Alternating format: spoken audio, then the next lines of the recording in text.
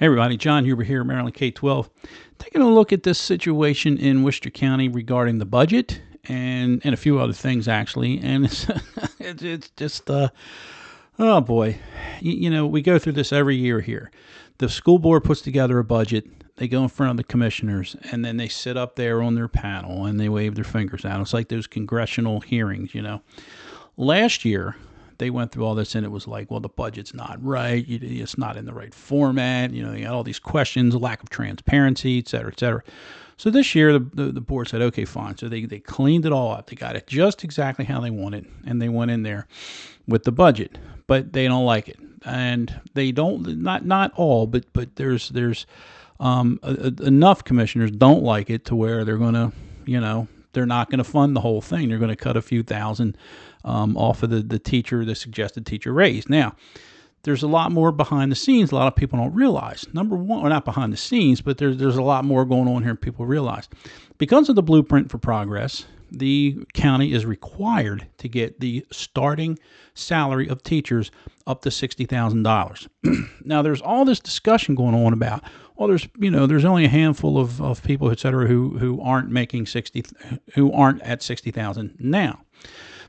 But what they don't understand is a scale. It's a whole scale, and there's lanes in there. There's the initial lane where you have 10 years to get your master's, and then you go into the next lane, and you're at a master's or master's equivalency, and then you get the next lane, master's plus 30, and then there's a PhD. And the whole scale works together.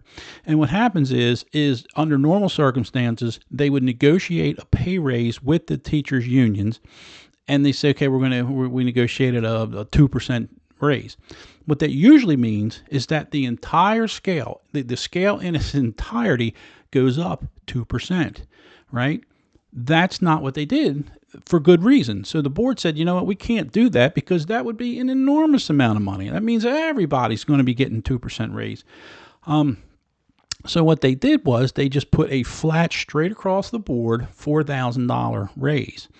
That gets the bottom starting salary closer to that $60,000 because right now it is currently 54, or I had it written down here, 52,789 according to the county. So right now they're 52,700. They've got about $6,000 per teacher to make up per year. If you have to think about this as a scale as a whole. If you boost the scale enough percentages to get that bottom teacher's salary up, say $4,000 or $5,000, the ones at the top are going to make an awful lot more than that $5,000-$6,000 or whatever it is. So they used their brains and they came up with an idea. So let's just do a flat across the board. Everybody liked it. Now they don't like it. And you just can't. You're watching these hearings and they just can't quite figure this out. They say, well, if you do it, I don't know how to explain it. It's just that. But anyway, they voted against it. And now what's going to happen is next year we're going to be that much further behind, and it's going to be even worse next year. I would be along with it if they decided that, or if they said that the money wasn't there. Because sometimes, when your kids, want money to go wherever, it's just not there. The money's there. And no other reason other than politics. And I said that before, and some people have pushed back on me saying that you shouldn't be talking about politics, that the education is not political. And I wish they were right, but it is political, whether you like it or not. Now, when one of the commissioners says we need to get politics out of the classrooms, what that usually means is we need to get your politics out of the classroom, but my politics, it's okay to stay there. I'll have a little more to say on that in another video. But as far as this goes, this is politics, okay? Here's why. Worcester County, and I've said this before, and many people push back on me, and I'll say it again. Worcester County is a very overwhelmingly conservative Republican county. Hogan carried, I don't have the stats in front of me, Hogan carried in the last election our county by like 80%. And he lost. Trump carried our county by, 60, 70%, something like that. and he lost our delegates to the state. The state overwhelmingly is Democratic. So what happens is that traditionally, this is all my opinion, by the way, the traditional Republican conservatives, they tend to look at the school system and the school board as kind of a leftist liberal type of entity. I'm not so sure they are in this county, but for whatever reason, that's how they are viewed. So these commissioners, they know that. They're not dumb. They like to try and take a stand so that they can say to their constituents, we fought back against this Board of Education. We didn't give them everything they want, especially when it comes to teachers. They don't dislike teachers. They support teachers, but just enough to where they say, you know what, because the teachers' unions are not very appealing to a lot of citizens. They're not very popular. A lot of people don't like teachers' unions. A lot of people think that they have done some harm, and there's a case to be made on both sides of that. But you put all this together, and you have a Republican county, an overwhelmingly Republican county, and this one board, which accounts for an enormous part of the overwhelming, I don't know what the percentage is, of the county budget.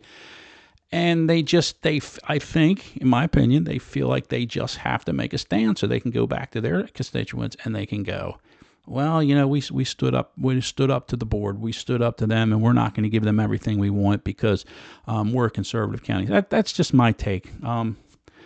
But the bottom line is you're talking about state law, and our board, Worcester County, is getting crunched in the middle. Trump's saying one thing, they're saying something, the state's saying something else, they're going back and forth, and there's just this big squeeze in the middle between what they're doing at the federal level versus what they're doing at the state level. Our state government is, as you know, is a very left-leaning Democratic entity. They're filing suit against Trump and against his administration. But the school system is required by law to listen to the state. So it's just a big mess. There's just this three-way, I don't want to call it a circus, because it's very difficult to navigate at the local level. They don't have a ton of autonomy. And then when it comes to the budget, the politics get involved. So that's my take on it. And it's a shame. It's a shame because the money's there. There's no reason on this earth to not support this budget. Money's there. They just don't feel like doing it. They like to sit up on their thing. If you gave me a decent reason, I would listen and say, all right, well, what do you got? Some things were brought out that were good points. One of the commissioners wanted to know about textbooks. You say, well, you say you don't use textbooks, but you still have money. That's a good question. And I would like to see some more answers on that one. So that's one thing. And then, so I don't know. We'll see. It's a shame because what's going to happen now, just like is happening in Baltimore County, the administration, the school administration, Lou Taylor and his folks and the board, they negotiate with the teachers a scale that makes everybody happy. It's in compliance with the blueprint as it continues to evolve. And then they go to the board or the commissioners. Commissioners say, no, we're not going to fund that. Now they got to go back and they got to try and renegotiate, and it's a mess. And what they did last year is they didn't go back and renegotiate. They got rid of positions. They didn't fire people, but they absorbed them through attrition. So we'll see. It's a shame. There's no reason that this, in my opinion, that the county commissioners could not have, ponied up the money, and because they're almost there. You're not talking about much more. Now, the one commissioner did make a good point. She said, if we keep this up over the next 10 years, the school board is going to have a budget as big as the county. That's a problem. Okay, so what are we going to do? Talk to the state, because the school board is just trying to maintain legal status. It's trying to maintain the legal requirements with the state. Anyway, I've said enough. I'll have a little more to say on some of those commissioners' comments, one in particular in a little bit. So thanks. Have a great day.